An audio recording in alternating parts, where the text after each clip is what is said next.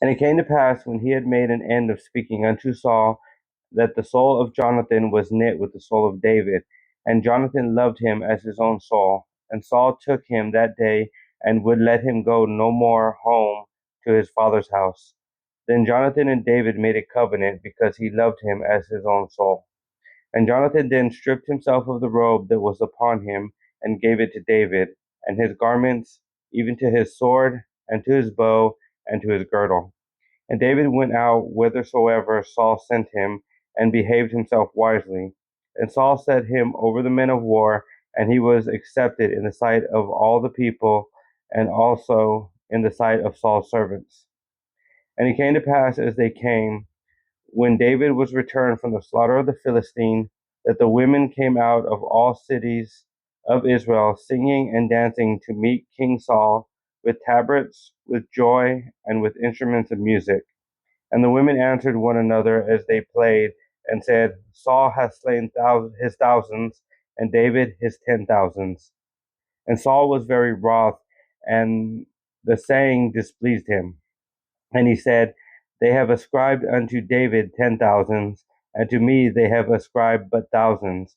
And what can he have more but the kingdom? And Saul eyed David from that day and forward. And it came to pass on the morrow, that the evil spirit from God came upon Saul, and he prophesied in the midst of the house. And David played with his hand, uh, as, uh, as at other times, and there was a javelin in Saul's hand. And Saul cast a javelin, for he said, I will smite David, even to the wall with it. And David avoided out of his presence twice. And Saul was afraid of David, because the Lord was with him, and was departed from Saul. Therefore Saul removed him from him, and made him his captain over 1,000, and he went out and came in before the people. And David behaved himself wisely in all his ways, and the Lord was with him.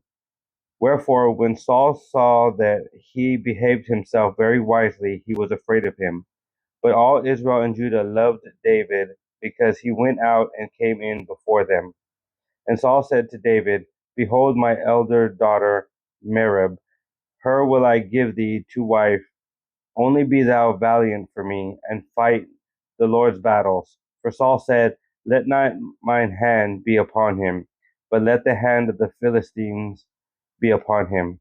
And David said unto Saul, Who am I, and what is my life or my father's family in Israel, that I should be son-in-law to the king? But it came to pass at the time when Merab, Saul's daughter, should have been given to David, that she was given unto Adriel the Meholathite to wife. And Michal, Saul's daughter, loved David, and they told Saul, and the thing pleased him. And Saul said, I will give him her, that she may be a snare to him, and that the hand of the Philistines may be against him. Wherefore Saul said to David, Thou shalt this day be my son-in-law in the one of the twain. And Saul commanded his servant, saying, Commune with David secretly, and say, Behold, the king hath delight in thee, and all his servants love thee. Now therefore be the king's son-in-law. And Saul's servants spake those words in the ears of David, and David said, Seemeth it to you a light thing to be a king's son-in-law, seeing that I am a poor man and lightly esteemed?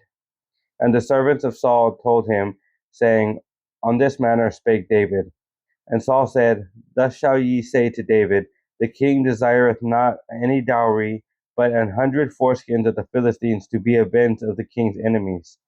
But Saul thought to make David fall by the hand of the Philistines. And when his servants told David these words, it pleased David well to be the king's son-in-law, and the days were not expired. Wherefore David arose and went, he and his men, and slew of the Philistines 200 men. And David brought their foreskins, and they gave them in full tale to the king, that he might be the king's son-in-law. And Saul gave him Michal, his daughter, to wife. And Saul saw and knew that the Lord was with David, and that Michal, Saul's daughter, loved him. And Saul was yet the more afraid of David, and Saul became David's enemy continuously. Then the princes of the Philistines went forth, and it came to pass after they went forth that David behaved himself more wisely than all the servants of Saul, so that his name was much set by.